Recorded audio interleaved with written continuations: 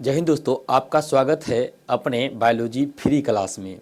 दोस्तों, इस वीडियो के माध्यम से हम फ्री में निःशुल्क बायोलॉजी क्लास कराते हैं। हमारा मकसद है गरीब मेधावी छात्र को ज़्यादा से ज़्यादा पूरे क्षेत्र में शिक्षित करना जो कमज़ोर है। तो अतः यहाँ पर बायोलॉजी क्लास करने का किसी भी प्रकार का पैसा नहीं लगता है। जब हमें समय मिलता है तो हम वीडियो के माध्यम से गरीब मेधावी छात्र को शिक्षित करने का प्रयास करते हैं। आइए जानते हैं। पहला प्रश्न कह रहा है, चरम समुदाय किस क्षेत्र में पाया जाता है? तो देखिए, चरम समुदाय जो होता है, आपका चरम समुदाय जो होता है वह पाया जाता है, चरम समुदाय आपका हमेशा पाया जाता है संतुलित क्षेत्र में। इसका आंसर हो जाएगा ए इसका आंसर हो जाएगा। अगला प्रश्न कह रहा है, हाइड्रोफोबिया एवं एड्स होता है। तो देखिए, हाइड्रोफोबिया और एड्स जो है वायरस से होने वाला बीमारी है। इसका आंसर सी हो जाएगा, विषाणु से होने वाला बीमारी है। यह प्रश्न कह रहा है, बीसीजी का टीका बच्चों को किस बीमारी से बचाव में दिया जाता है? तो देखिए, बीसीजी का टीका जो है बच्चों को क्षय रोग मतलब टीबी रोग से बचाव के लिए दिया जाता है। इसका आंसर बी हो जाएंगे।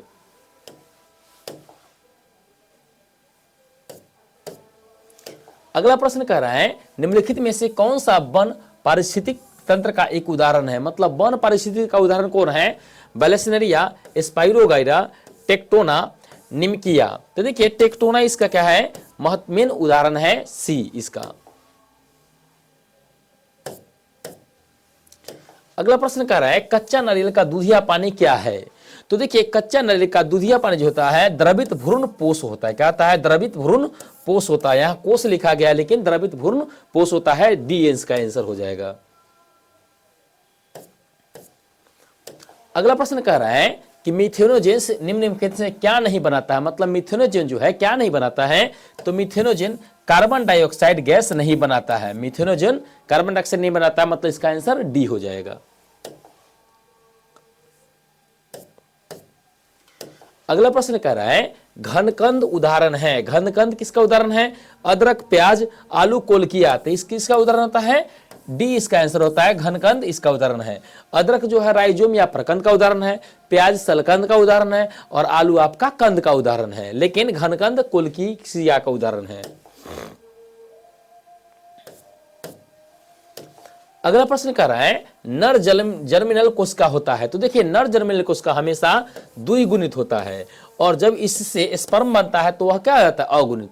यहां पर नर जर्मिनल कोशिका द्विगुणित होगा। अगला प्रश्न कह रहा है, पहला क्लोन पशु है। पहला बना क्लोन पशु क्या होता है? तो डॉली भेड़ है। इसका आंसर ए हो जाएगा, डॉली भेड़।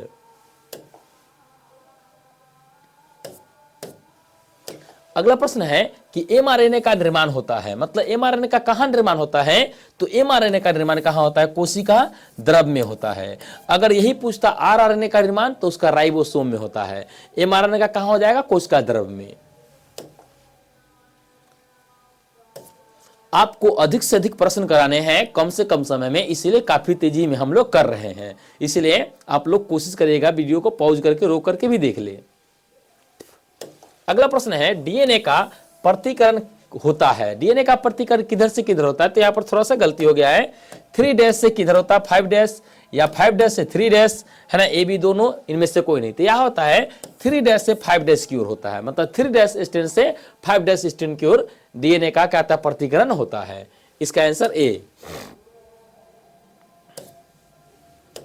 अगला प्रश्न कह रहा है कि पौधे में त्रिशमारी प्रतिरोधकता जीन क्या है?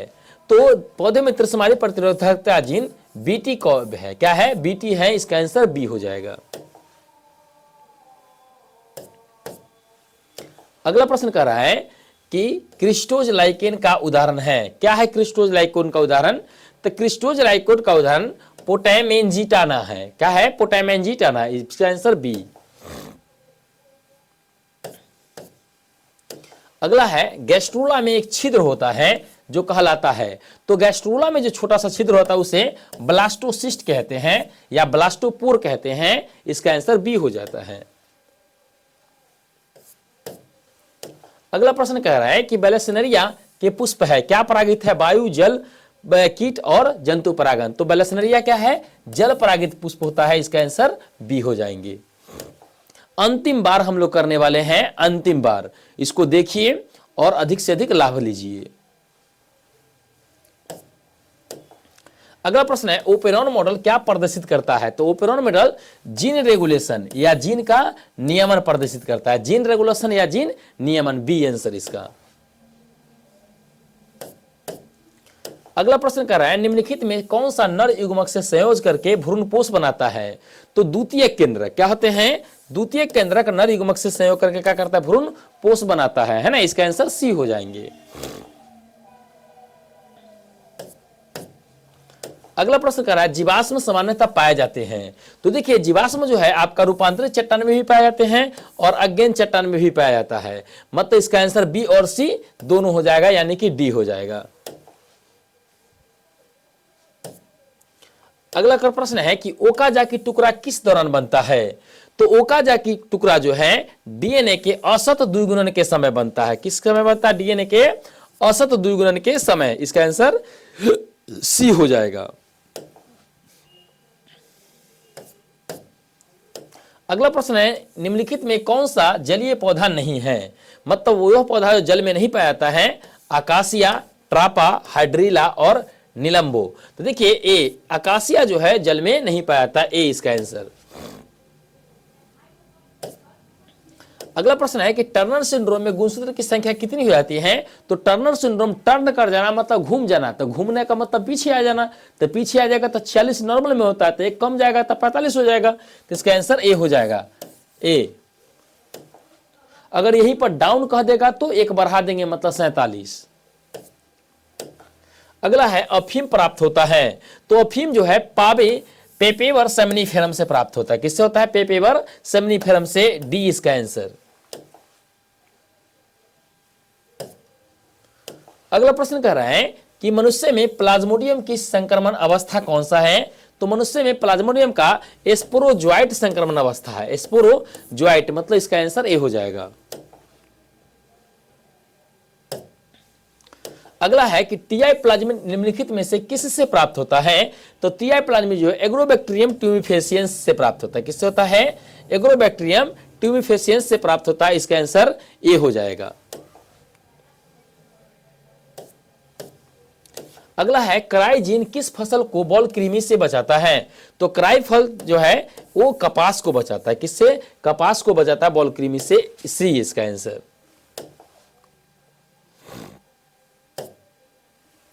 अगला प्रश्न है कि डीएनए द्विकुंडली होता है। क्या होता है डीएनए द्विकुंडली? तो एक दूसरे के प्रति समांतर क्या होता है? और पूरक होता है। इसका आंसर क्या हो जाएगा? डी, एक दूसरे के प्रति समांतर और पूरक होता है, डी।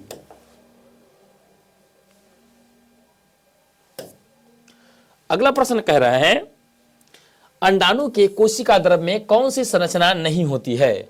तो देखिए अंडाणु की कोशिका में सेंट्रोसोम नहीं पाया जाता है ना, इसीलिए अंडाणु की कोशिका विभाजन नहीं करता है, बी।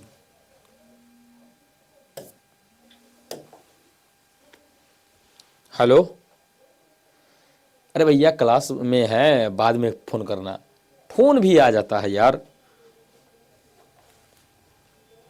अब कह रहा है प्रश्न अगला, कीट तथा पक्षी के पंख कहलाते हैं। कीट तथा पक्षी के पंख क्या होते हैं? समजात अंग का उदाहरण है। क्या है? समजात अंग का उदाहरण है। इसका आंसर सी हो जाएंगे।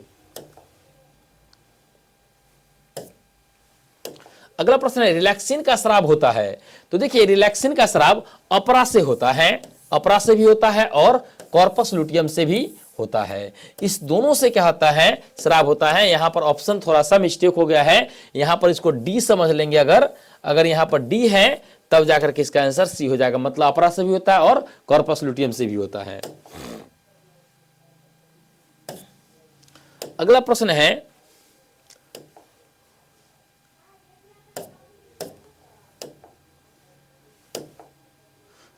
है, निम्नलिखित में जल का भारी धातु प्रदूषक है। तो देखिए जल में पाया जाने वाला भारी धातु प्रदूषक क्या है? आर्सेनिक है। क्या है? आर्सेनिक। इसका आंसर बी हो जाएंगे। अगला प्रश्न है कि अंडोत्सर्ग होता है। कब होता है अंडोत्सर्ग? तो मासिक चक्र के 14वां दिन, है ना, अंडोत्सर्ग की प्रक्रिया होती है। इसका आंसर सी हो जाएंगे।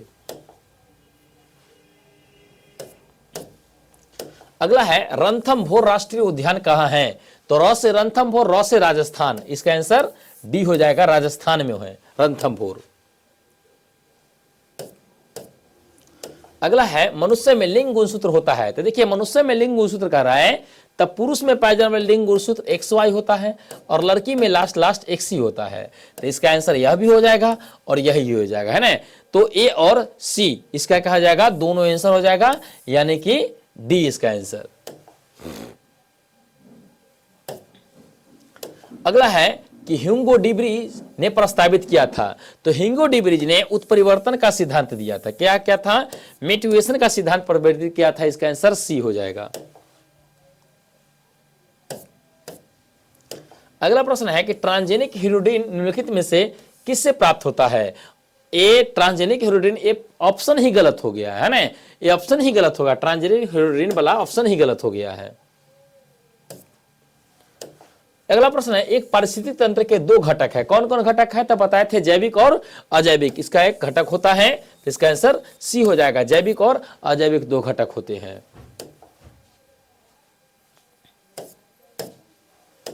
अगला प्रश्न है जनन जिसमें युग्मक विलयन नहीं होता है क्या कहलाता है? मतलब युग्मक नहीं मिलता है, उसे हम लोग क्या कहते हैं? असंग जनन कहते हैं। क्या कहते हैं? असंग जनन कहते हैं, यानी कि इसके आंसर बी हो जाएंगे। अगला प्रश्न है कि सुपोषण इनमें पाया जाता है। तो सुपोषण कहां पाया जाता है? ज्यादातर झील में होता है। कहां होते हैं? झील में, है ना, डी।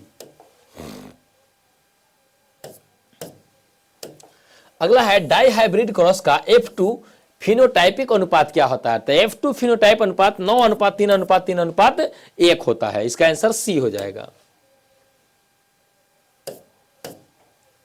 अगला कह रहा है अम्ल वर्षा का कारण है। अम्ल वर्षा का क्या कारण है? तो इसका कारण है वायु प्रदूषण। लेकिन अगर पूछ देगा कौन कौन है, तो इसका कौन कौन होता है? इसका दो कारण होता है, सबसे प्रमुख सल्फर डाइऑक्साइड SO2 और नाइट्रोजन डाइऑक्साइड NO2।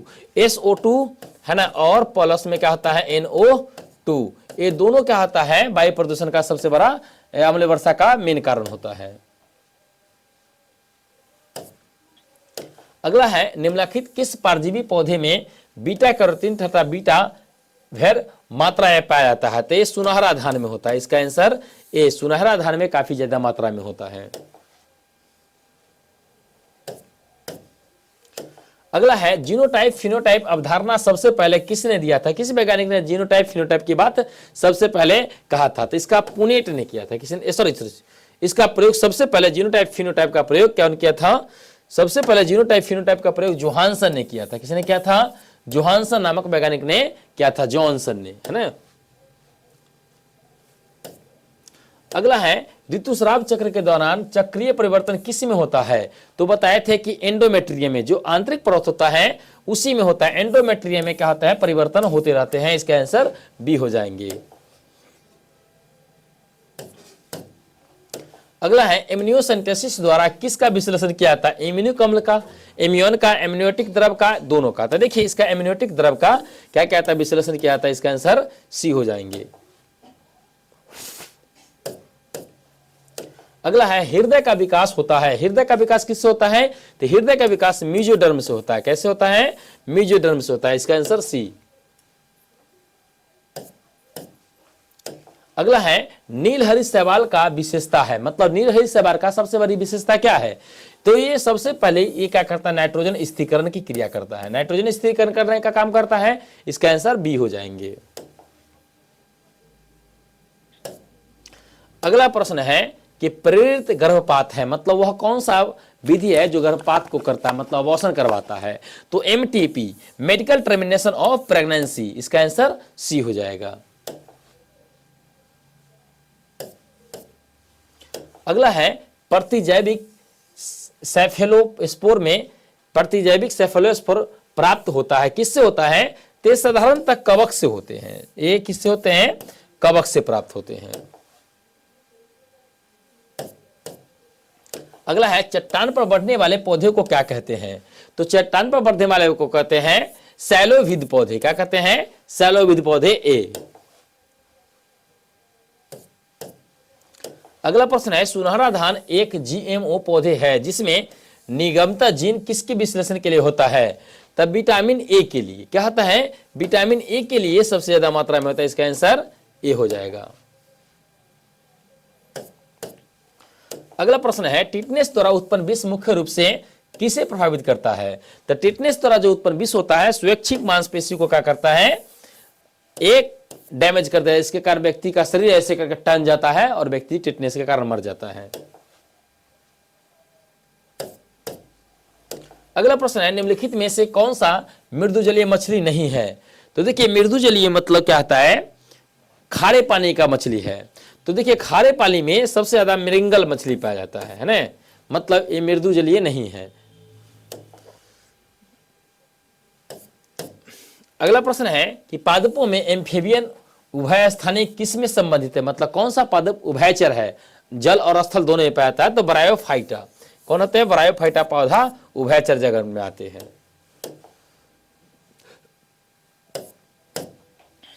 अगला प्रश्न है, निष्क्रिय प्रतिरक्षा की खोज किसने किया था?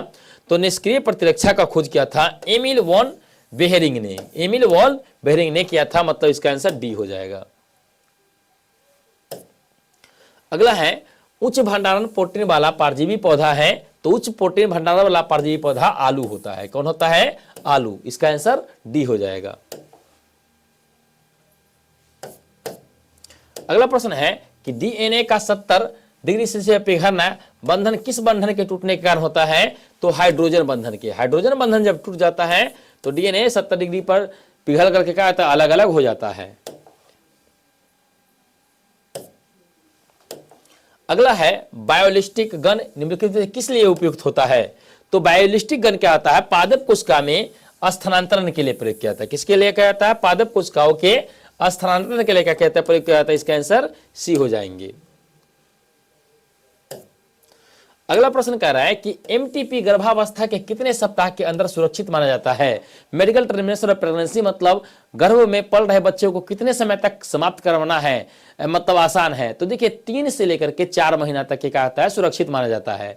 तो यहाँ पर ऑप्शन हमारा 8 सप्ताह आ रहा है, 6 सप्ताह आ रहा है तो नहीं है। 3 महीना मतलब 12 सप्ताह और 18 सप्ताह, तो इसके साथ हम लोग 18 सप्ताह तक जा सकते हैं। इसका आंसर डी हो जाएगा।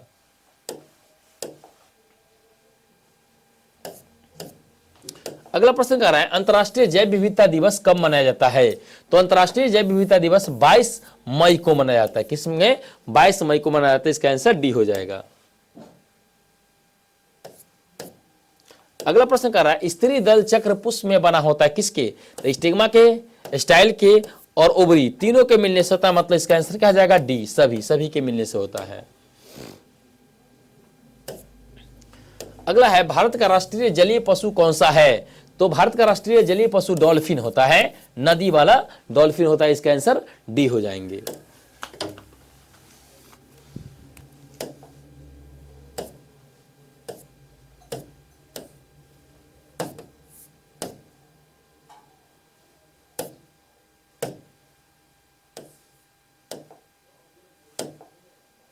अगला है, डीएनए साँचे पर आरएनए के निर्माण को क्या कहते हैं? मतलब डीएनए से आरएनए बनना क्या कहलाता है? ट्रांसक्रिप्शन। क्या होगा? ट्रांसक्रिप्शन। अगर कहेगा डीएनए से आरएनए से प्रोटीन बनना क्या होता है? तो ट्रांसलेशन। तो यहां पर डीएनए से आरएनए बनना क्या होगा? ट्रांसक्रिप्शन हो जाएगा।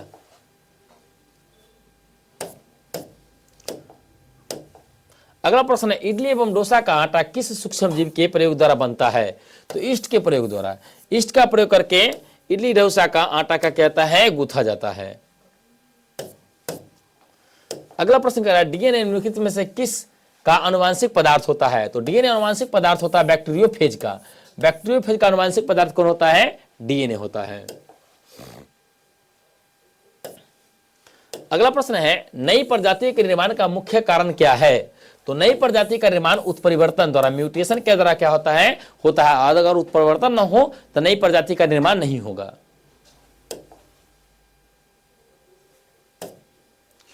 अगला प्रश्न है, सिकल कोशिका एनीमिया किस प्रकार का रोग है? तो सिकल कोशिका एनीमिया जो है ऑटोसोमल रोग है। क्या है? ऑटोसोमल रोग है। मतलब यह लिंग गुणसूत्र पर न पाएगा, अलिंग गुणसूत्र पर पाया जाता है। मतलब इसका आंसर बी हो जाएगा। अगला कोशिका है, कौन युग्मक सामान्यतः किस प्रकार का होता है? तो युग्मक हैप्लॉइड होता है। हैप्लॉइड मतलब एक गुणक मतलब एन होता है। क्या होता है? एन। इसका आंसर ए हो जाएगा। अगला प्रश्न, इनमें से कौन सी गलत जोड़ी है? तो देखिए, गलत जोड़ी जी और सी कभी भी द्विबंधन द्वारा नहीं जुड़ेगा, मतलब ए गलत हो गया। साथ साथ में यहां पर थायमिन और यू है, ये भी क्या है? गलत है। थायमिन कभी भी यूरासिल के साथ नहीं जुड़ेगा, ये दोनों एक के है। तो इसका कौन कौन गलत है? ए भी गलत है और ए भी गलत। इसका दो दो आंसर गलत है ना। चलिए अगला है कि जेम्यूल्स बना होता है या बनता है, कहां बनता है? तो जेम्यूल्स बनता है स्पंज में। इसका आंसर ए हो जाएंगे। अगला प्रश्न कर रहा है, इनमें किस में बंगाल का आतंक कहा जाता है? किसे बंगाल का आतंक? तो जलकुंभी को कहते हैं बंगाल का आतंक। इस पौधे को जयपुर के महाराजा ने इराक से मंगवाया था। अगला कह रहा है, बेकर का ईस्ट होता है। बेकर का ईस्ट क्या होता है? तो यह होता है सैक्रोमाइसीज होता है। क्या होता है? सैक्रोमाइसीज होता है ना। इसका आंसर ए हो जाएगा। अगला प्रश्न है, वह आरएनए जो इम्यूनो अम्ल के लिए ग्राही अणु के रूप में काम करता है, तो वह होता है टीआरएनए। क्या होता है? टीआरएनए पहचानने का काम करता है ना, इसलिए टी, बी इसका आंसर। अगला प्रश्न है, निम्न बीजांड के आधारीय भाग को क्या कहते हैं? तो बीजांड का आधारीय भाग जो होता है चलेजा या निभाग कहलाता है। क्या कहलाता है? चलेजा या निभाग। इसका आंसर ए हो जाएगा। अगला प्रश्न है कि घड़ियाल एवं फलाई का जीवन काल कितना होता है? मतलब दो पूछ रहा है, घड़ियाल का भी और फलाई मतलब मक्खी का भी पूछ रहा है। तो घड़ियाल का 60 वर्ष होता है, फलाई का 13 दिन होता है। मतलब इसका आंसर क्या हो जाएगा? डी हो जाएगा। अगला है, स्वपरागन बनने के लिए कितने सूत्री विभाजन की आवश्यकता होती है? यह भी प्रश्न गलत है, यह प्रश्न सही नहीं है। अगला प्रश्न कर रहे हैं, इनमें से कौन सा फल कूट फल है, मतलब असत्य फल है? तो हम आप जानते हैं कि असत्य फल कौन होता है? सेब असत्य फल है। अगला है, बॉम्बे डक क्या है? तब बॉम्बे डक एक प्रकार का झींगा है। क्या है? झींगा है ना। बॉम्बे डक एक प्रकार का झींगा है। अगला है, मिट्टी का निर्माण किस प्रक्रिया द्वारा होता है? तो मिट्टी का निर्माण अपक्षय प्रक्रिया द्वारा होता है। इसका आंसर बी हो जाएगा। अपक्षय की प्रक्रिया द्वारा मिट्टी का निर्माण होता है। अगला कह रहा है, एड्स विषाणु में क्या रहता है? तो एड्स विषाणु में एकहरी या एक कुंडलित आरएनए रहता है। क्या रहता है? एक कुंडलित आरएनए रहता है। यहां पर डीएनए हो गया था टाइपिंग में, एक कुंडलित क्या आता है? आरएनए इसमें क्या आते हैं? पाए जाते हैं। एक सेकेंड नहीं, ठीक है, एक कुंडलित डीएनए रहते हैं। इसमें क्या होता है? एक कुंडलित डीएनए रहते हैं। किसमें? एड्स के विषाणु में एक कुंडलित डीएनए रहता है। सी हो जाएगा इसका आंसर। तो हमने देखा पूरे के पूरे 80 प्रश्न देखे बहुत ही स्पीड में। इस वीडियो को कर लीजिएगा, आपकी एग्जाम की दृष्टि से बहुत ही महत्वपूर्ण वीडियो है। तब तक के लिए जय हिंद।